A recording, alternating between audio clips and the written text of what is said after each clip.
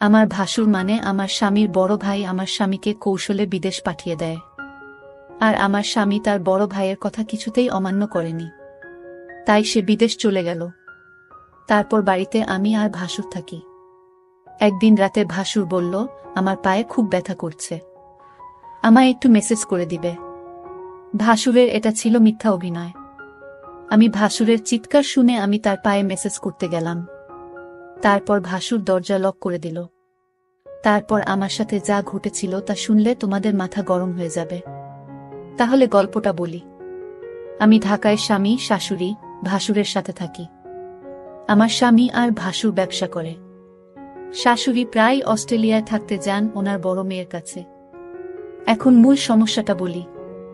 আমার স্বামী আমাকে নিজে পছন্দ করে বিয়ে করতে চেয়েছিল, কিন্তু আমাদের পরিবারের সাথে তাদের আর্থিক অবস্থা মেলে না। আমরা মধ্যবিত্ত, তারা ধনী, বলে কেউ রাজি ছিল না। তখন আমার ভাসুর সবাইকে রাজি করান, তবে আমার প্রতি তার অনুরোধ ছিল যেন উনার বাচ্চাকে আমি দেখাশোনা করি। ভাসুরের একজন মালয়েশিয়ান বউ ছিল, সে 1 বছরের বাচ্চাকে রেখে ডিভোর্স করে চলে যায়। বাচ্চাকেটাকে আমি দেখাশোনা করি। বাচ্চাটার বয়স 2 বছর এখন। যাই হোক, মূল ঘটনায় আসি এখন। একদিন দুপুরে বাসায় আমি আর বাচ্চাকে ছিলাম। বাচ্চাকে বিছানায় শুইয়ে আমি বাথরুমে গোসল করতে যাই। বাচ্চাকে যেহেতু রুমে একা, তাই ওকে দেখে রাখার জন্য বাথরুমের দরজা খোলা রাখি। ভাসুর তখন বাইরে আর শাশুড়ি অস্ট্রেলিয়ায়। বরের কাছে বাসার চাবি থাকে। এ সময় দরজায় শব্দ পাই, ভাবি বর এসেছে, কারণ চাবিটা ওর কাছেই ছিল। কিন্তু ভাসুরকে দেখি হঠাৎ আমার রুমে ঢুকে পড়তে। বাচ্চাকে তখন কিছুটা কাঁদা ছিল, তাই মনে হয় বাচ্চার শব্দে এসেছে। এসেই উনি বাথরুমে ঢুকে পড়ে। আমি অবাক হয়ে গেলাম। কেউ না বলে হঠাৎ এভাবে বাথরুমে ঢুকে পড়ে। আমি তাকে কিছুই বলতে পারিনি। ভাসুর তখন বলছিল, সরি, আমি জানি না তুমি বাথরুমে ছিলে। এই দিনের ঘটনার পর থেকেই ভাসুরের চোখে আমি একটা অন্যরকম দৃষ্টি দেখি। দৃষ্টিটা জানি কেমন, আমার মোটেও ভালো লাগে না। মনে হয় উনি আমার দিকে তাকিয়ে অনেক কিছু ভাবছেন। আমাকে উনি নাম ধরে ডাকতেন, কিন্তু এখন ডাকার ধরনটাও কেমন যেন হয়ে গেছে। এই ঘটনার পর থেকে প্রায় প্রতিদিনই দুপুরে উনি বাসায় চলে আসেন, অথচ আগে প্রয়োজন ছাড়া কখনো আসতেন না। এই সময় আমার বর থাকে প্রতিষ্ঠানের অফিসে। অফিসে কাজ না থাকলেও বরকে কোনো একটা কাজে লাগিয়ে উনি বাসায় থাকেন। শুধু বাসায় থাকলে সমস্যা ছিল না, কিন্তু বাচ্চার কাছে থাকার অজুহাতে উনি আমার ঘরেই পড়ে থাকেন আর অদ্ভুতভাবে তাকান। বাচ্চার জন্য আমিও বেশি দূরে সরতে পারি না। বাচ্চাটা কিছুক্ষণ পর পর আমাকে ডাকে। এ অবস্থা প্রায় 2-2.5 মাস ধরে চলছে। হঠাৎ আমার ভাসুর বলল, আমার স্বামীকে বিদেশ পাঠাবে, ভালো একটা বিষয় আছে, তাই বেতনও অনেক ভালো। আর তাই আমার স্বামীও না করেনি। উনি মনে হয় আমার কাছে কিছু একটা চাচ্ছেন, না হলে আমার স্বামীকে বিদেশ পাঠালো কেন? তবে তার চাওয়াটা যে কি সেটা আমি বুঝতে পারছি না। আবার ভাবি আমার ধারণা ভুল, কারণ উনি খুবই ভালো একজন মানুষ, খুব খেয়াল রাখেন আমাদের। তাই দ্বিধাটা রয়েই গেছে। আমি কি করলে উনার সাথে সম্পর্কটা আবার আগের মতো হবে? তাছাড়া আমি উনার মনে কি আছে সেটা কিভাবে বুঝতে পারবো? আমার বরকে কি ঘটনা জানাব, নাকি অপেক্ষা করব আরো?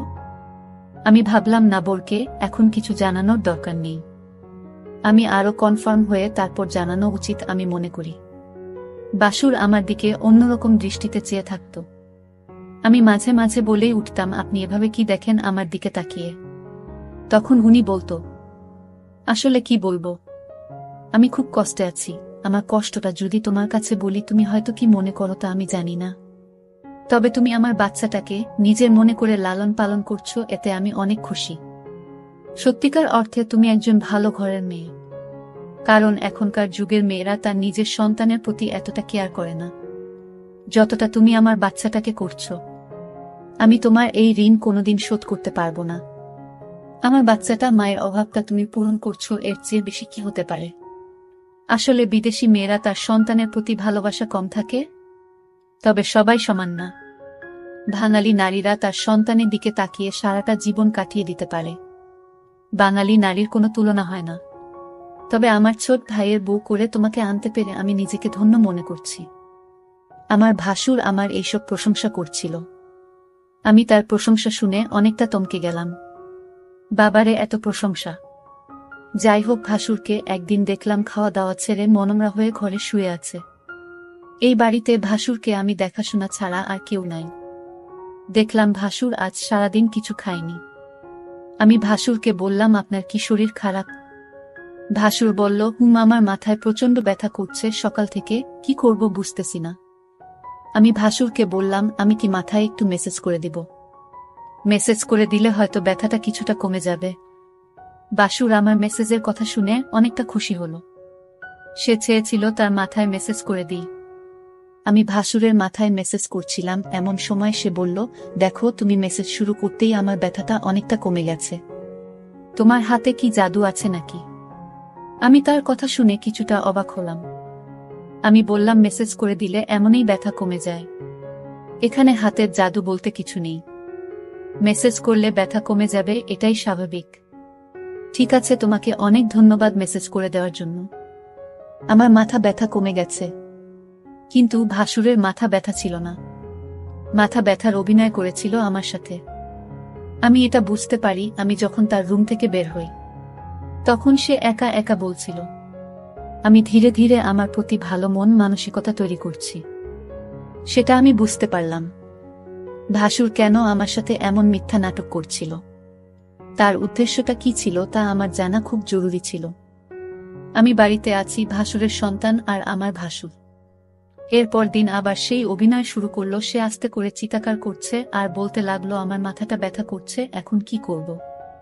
আমি তখন ভাসুরকে বললাম, ডাক্তারের কাছে যান, তাহলে সব ঠিক হয়ে যাবে। রোগ নিয়ে ঘরে বসে থাকলে কি আর চলবে, বা রোগ ভালো হবে? ভাসুর আমার কথাটা শুনে দেখলাম তার মুখটা অন্ধকার হয়ে গেল। আসলে কি তার মাথা ব্যথা করছে নাকি এসব অভিনয়? আমি তার হাবভাব কিছুই বুঝতেছি না। আমি ভাসুরকে বললাম, চলুন আজ আপনাকে ডাক্তারের কাছে নিয়ে যাই। ভাসুর বলল, তুমি একটু মেসেজ করে দিলেই তো মাথা ব্যথাটা কমে যায়।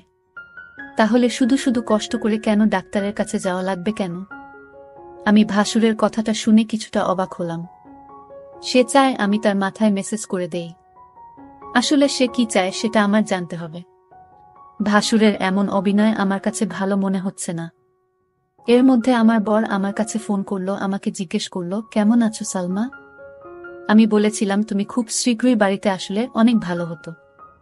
এতদিন বিদেশ থাকার দরকার নাই, তুমি যত দ্রুত সম্ভব চলে আসো। আমার স্ত্রীর এমন কথা শুনে আমি কিছুটা থমকে যাই। আমার স্ত্রী তো কোনোদিন এমন কথা বলেনি। আজ সে এমনভাবে বলছে আমি যেন আজই দেশে চলে আসি। আমি সালমাকে জিজ্ঞেস করলাম, তোমার কোনো অসুবিধা হচ্ছে সালমা? সালমা বলল, না, তেমন কোনো সমস্যা হচ্ছে না। বড় ভাইজান তোমার খোঁজ খবর রাখে তো? আমি বললাম, ভালোই খোঁজ খবর রাখে। ঠিক আছে, এখন রাখি, পরে কথা হবে। ভাসুর আড়ালে থেকে আমার সমস্ত কথাগুলো শুনছিল। কথা শেষ হতেই ভাসুর চলে গেল তার রুমে। রাত হলো, ভাসুর আমায় ডাকছে, বলছে, সালমা, আজ আমার পায়ে অনেক ব্যথা করছে, বুঝলাম না আমার কি হয়েছে। দিন দিন রোগ বেড়ে চলেছে। তুমি কিছু মনে না করলে আমার পায়ে একটু মেসেজ করে দাও। সে ব্যথায় চিৎকার করছে আর বলছে আমার পায়ে অনেক ব্যথা করছে। আমি ভাসুরের চিৎকার শুনে তার পায়ে মেসেজ করতে শুরু করলাম। ভাসুর তখন ঘুমিয়ে পড়ল। ভাসুর ঘুমিয়ে রইল আর আমি তার পায়ে মালিশ করে দিচ্ছিলাম। কিন্তু ওইদিকে বাচ্চাটা কাঁদছিল। আমি ভাসুরকে বললাম, আপনি ঘুমিয়ে পড়েছেন, বাচ্চাটা কাঁদছে, আমি চলে যাই। তখন ভাসুর বলল, ঠিক আছে, বাচ্চাটাকে ঘুম পাড়িয়ে আবার এসো। ভাসুর আমার সাথে এমন করছে মনে হচ্ছে আমি এ বাড়ির চাকরানী। সারাক্ষণ তার সেবযত্ন আমার করতে হয়। আমি তো এই পরিবারের সমস্ত কাজ করতে করতে আমি অনেক ক্লান্ত। কিন্তু আমার কষ্ট কি আর কেউ বুঝে?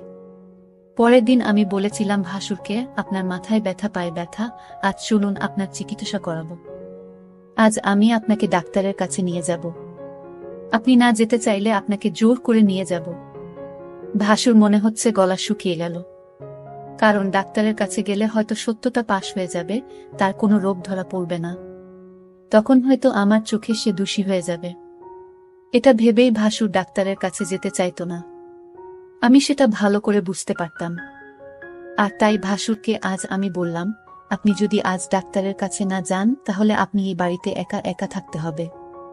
আমি চলে যাব এই বাড়ি থেকে, আমার স্বামী ফিরে আসলে আবার এ বাড়িতে ফিরব তার আগে না। ভাসুর আমার কথা শুনে থমকে গেল। তাহলে সালমা আমার মনের কথা কি বুঝে গেল নাকি? আমি বললাম, ঠিক আছে সালমা, চলো, আজ আমি ডাক্তারের কাছে যাব। তুমি যখন চাইছ, আমি কি আর না করতে পারি? এখানে তো আমার কোনো উপকার হবে না। আপনার রোগ ভালো হবে, আপনার ভালোর জন্যই তো ডাক্তারের কাছে নিয়ে যাওয়া। ভাসুরের মতলব ভালো ছিল না, এটা আমি সিউর হলাম তার কথায়। যাই হোক, ডাক্তারের কাছে গেলাম। ডাক্তার তার সমস্ত শরীর পরীক্ষা করল। পরীক্ষার রিপোর্টের জন্য অপেক্ষা করতে লাগলাম। ভাসুর আজ অবশ্যই আমার কাছে ধরা পড়বে। ভাসুরের মুখখান দেখলাম শুকিয়ে গেছে। প্রায় 4 ঘন্টা পর রিপোর্ট আসলো। ডাক্তার রিপোর্ট দেখে বলল, আপনার কোনো সমস্যা নাই, আপনি তো ভালো আছেন, আপনার সমস্ত রিপোর্ট ভালো। ডাক্তারের কথা শুনে ভাসুর অনেকটা লজ্জিত হল। আমি ভাসুরকে নিয়ে বাড়িতে ফিরলাম। আমি ভাসুরকে জিজ্ঞেস করলাম, আপনার কোনো রোগ নেই, আপনি রোগের ভান করে কেন আমাকে কষ্ট দিলেন? আপনার উদ্দেশ্যটা কি বলবেন? ভাসুর বলল, আরে অনেক সময় রিপোর্টে সমস্যা ধরা পড়ে না, কিন্তু সালামা, বিশ্বাস করো আমার সত্যি পায়ে এবং মাথা ব্যথা করছিল। পরের দিন রাতে ভাসুর আবার চিৎকার শুরু করলো, বলতে লাগলো, ব্যথায় মরে গেলাম, আমার খুব পায়ে ব্যথা করছে, শুনছো সালমা, তুমি আমার পায়ে একটু মেসেজ করে দাও। আমি তার চিৎকার শুনে কি আর করবে, মেসেজ করতে গেলাম, তার পায়ে মেসেজ করে দিলাম। ভাসুর তখন ঘুমের ভান করে শুয়েছিল। সালমা তার পায়ে মেসেজ করে দিচ্ছিল। ভাসুর বলল, ঠিক আছে, আমার ব্যথা একদম নিরাময় হয়ে গেছে, এখন তুমি যাও, ঘরে গিয়ে ঘুমিয়ে পড়ো। কিন্তু সালমা দেখি আমার কথা কিছুই শুনেছে না। সে আমার পায়ে ধরেই ঘুমিয়ে গেছে। মনে হচ্ছে সে অনেক ক্লান্ত হয়ে গেছে। আমি বিছানা থেকে উঠে বললাম, তুমি এখানে কিভাবে এলে, আর আমার রুমে কেন? এখানে তুমি কি করছো? ভাসুরের এসব কথা শুনে আমার মনে হলো, বাহ, আপনি তো ভালোই বলছেন। ভাসুর বলল, যাও, তোমার রুমে গিয়ে ঘুমাও। ভাসুরের আজকে বিষয়টা আমি কিছুই বুঝতে পারছিলাম না। রাত শেষে সকাল যখন এলো, একজন লোক ডাকতে লাগলো, সালমা ম্যাডাম বাড়িতে আছেন? আমি বললাম, আমি সালমা, বলুন কি বলবেন। লোকটি আমার হাতে একটি কাগজ দিয়ে বলল, এটা আপনার স্বামী বাহির থেকে পাঠিয়েছে। আমি কামটা খুলে যা দেখলাম তা দেখে আমার মনে হচ্ছিল আকাশের বুঝি আমার মাথায় ভেঙে পড়ল। এটা ছিল ডিভোর্স লেটার। আমার স্বামী আমাকে বিদেশ থেকে ডিভোর্স দিয়ে দিয়েছে। আমার তো কোনো অপরাধ ছিল না, তাহলে কেন সে আমাকে ডিভোর্স দিল? আমি তো কিছুই বুঝতেছি না। আমি অনেকটা ভেঙে পড়তে লাগলাম, আমার মাথায় কোনো কাজ করছিল না। আমি এটা মেনে নিতে পারছি না, কোনো কারণ ছাড়াই আমাকে ডিভোর্স দিল আমার স্বামী, এটা আমি কিভাবে মেনে নিব? কিন্তু হঠাৎ আমার ইমোতে আমার স্বামী একটা ভিডিও সেন্ড করে পাঠালো। ভিডিওটা দেখে আমার মাথা ঘুরে গেল। ভিডিওটা তো আমি যখন ভাসুরের পায়ে ব্যথা ছিল তখন মেসেজ করছিলাম, সেই ভিডিও। আমি ভিডিওটা দেখে চমকে গেলাম। আমি ভাসুরের উপকার করলাম, আর ভাসুর কিনা আমার স্বামীকে ভুল ধারণা দিল। কেন সে এটা করল? আমি ভাসুরের রুমে গিয়ে ভাসুরকে বললাম, আপনি কি মানুষ না অন্য কিছু? আপনি কিসের জন্য আমার সংসারটা ভেঙে দিলেন একটা মিথ্যা নাটক করে? আমার মন তো সহজ সরল ছিল, আমি কিছুটা বুঝতে পারছিলাম, কিন্তু আমি তা আপনাকে বলিনি, কারণ আমি আপনাকে সম্মান করি তাই। আর আপনি সম্মানের এই প্রতিদান দিলেন। ভাসুর তখন দরজা লক করে দিল। আমি বললাম, দরজা লক করলেন কেন? সে বলল, একটু পরে সবই বুঝতে পারবে। ভাসুর তখন আমার পায়ে এসে পড়ল আর বলল, তুমি আমায় ক্ষমা করে দাও। আমি যা করেছি আমার সন্তানের জন্য করেছি। আমি চেয়েছি তুমি আমার সন্তানের জন্মই হও। আমার সন্তানকে তুমি যেভাবে লালন পালন করছো, এতে আমি অনেক খুশি। আমি চাই তুমি আমার হয়ে সারা জীবন থাকো। আর তাই তো আমি এটা করেছি।